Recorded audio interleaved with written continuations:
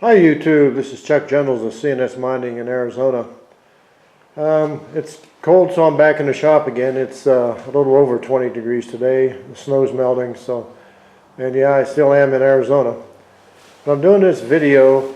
It's kind of a basic video again for Arizona type of dredgers and high bankers who use a suction nozzle. And what this is going to be is some accessories you need to go along with your dredge. I'm going to start out here pretty quick, so I don't want this to be a long drawn out affair, but first item on the floor is a pair of clippers for roots. If you're dredging and you're going down in a dredge hole, you're guaranteed to hit roots. So you have one of two choices. You can snip them with this if they're small enough, or you can use the bow saw. Like I've got this yellow bow saw laying here.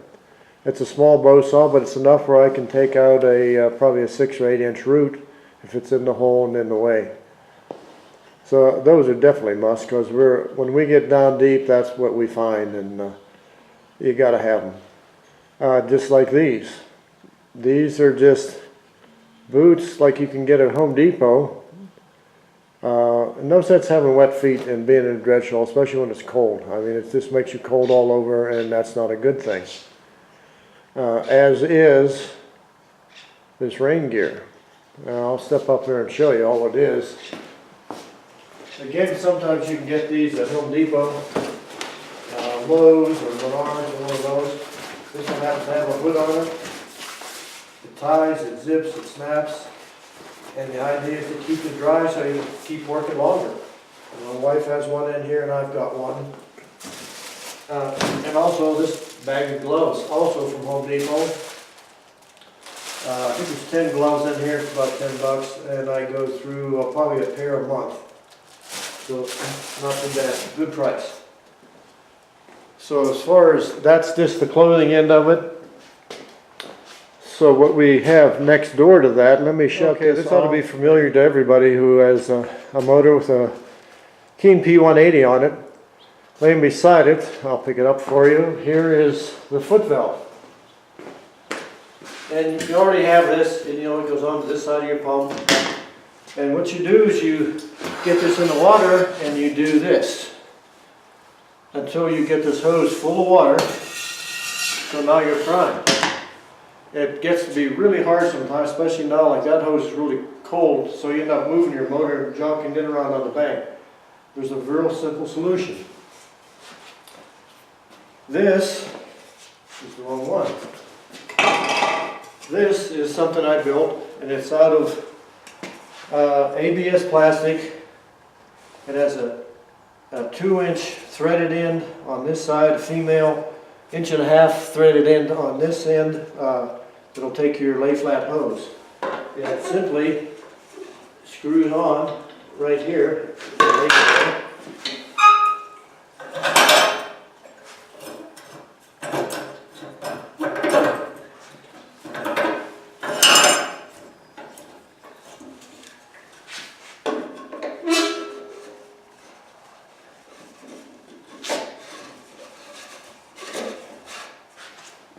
Okay, so it's as simple as that. It's usually a little simpler when you're out on a creek. But what that does is, if you look really close here, I'll bring this in a little bit for you.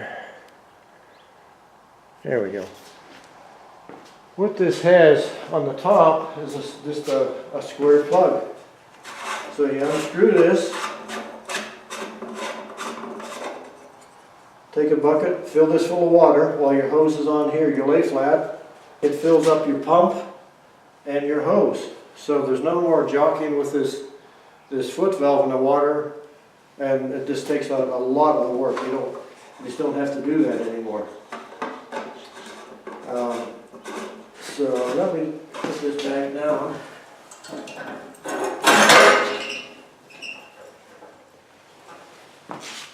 So next what I have is something that anybody who's been around me for very long knows. I very seldom will go out with just a motor and pump and run a hose out like that. What we do is we come off of the pump right here with a hose, probably a 15 or 20 footer, and I make another piece out of, this is a sanitary Y with an 1.5" female, 1.5" males on this end. It screws onto a male fitting here,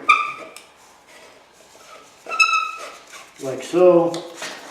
This hose hooks into your pump here. Now you're split out to where you want to dig, up on this end. So you run another hose off. I usually run the straight end of this off on a hose, and it goes to the suction nozzle. And the wide end here, I run off another hose, 15 or 20 foot, and this is what goes there. We call it a spray bar, and what it is a 45 with a 1.5" nipple, and it necks down to a 1/2 inch with a 1/2 inch ball valve on the end. So you actually, what you do is you bring the water up to where you're dredging with this, and you put the water in the bank. The suction nozzle just lays there, and you suck up the material, and you can cut the bank as you go. I guess in the old days you might have called that hydraulicking, but now it's just a really good, easy way to get the water where you need it and to make your work a lot easier, a lot faster. That's what you need to do, because this is hard work. I mean, don't let anybody kid you, it's hard work. The spray bar is an incredible addition. Sanitary Y to split your hoses is incredible for a time saver, and so is the fill nozzle or fill fitting over here on the motor. I mean, they're easy to make. You can probably make them for like $8 a piece. That's using the expensive ABS fittings. They're all ABS and a little bit ABS glue, and there you go, you have it. So that's kind of enough for that. I'm going to go on to the next item here in just a second. So what we got here, if you do any kind of dredging at all or severe high banking like we do, you're going to move boulders. And there's really expensive tools to do that. There's hydraulic winches, 12,000 pound hydraulics. There are the super heavy duty come-alongs that are a couple $1,000s. These are much easier.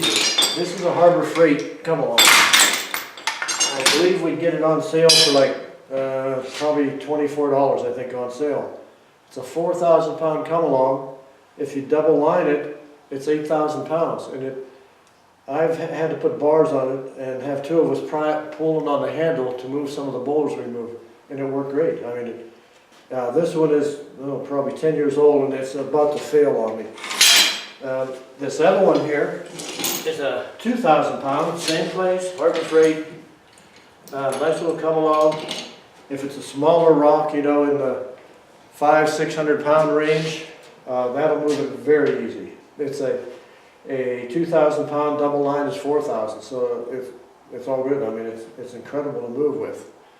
So both of those are a must if you're going to be doing any kind of dredging, or if you're going to be moving a lot of rock. So another thing you need to use, and I don't very often like to use chain, but this is 3/8 log chain, and in a pinch I'll use that like in between slings. You almost have to have boulder slings. And what these slings are, this one here is not very heavy duty. I think this is a 4,600 pound sling with a 3/4 inch shackle on it. And usually I use that one to either hand pull rocks, or we use it to wrap around a tree before we hook a come along to it so we don't gouge into the tree. You don't want to tear up a tree. The Forest Service frowns on it, and they will fine you for it. This is just another sling. I think this is around a 6,000 pound sling. It's just a lot longer. I think that's a 10 foot, and this is like a 15. We use both of those a lot. As soon as we get down a couple feet in the ground, we'll start hitting big rock. Maybe by the time we're at 4 feet, you're boulder bound in the hole, so you got to get them out. And this is the equipment that'll do that, along with this. I made this also. This is a bowler sling. And what it does, it hooks around the boulder. You can see here where you can hook it around. Here's the chains that go around it. And it comes up into, it's not a mess right now, but there's an eye here, and it just pulls up tight. You hook it to your come along here. On this end with the hook, it's a grab hook. And that way you don't lose your boulder. Like sometimes they'll slip out of a sling. This is something we use a lot, just a lot of the time. And it's a real help. Another time saver and a safety measure. It's a lot safer than the sling. Last but very certainly not least is this. And if you're going to dredge or you're going to high bank with a suction nozzle, you have to have that tool, because it is certain. What if I can find it in here? Here we go. If you're going to do this, you need this tool.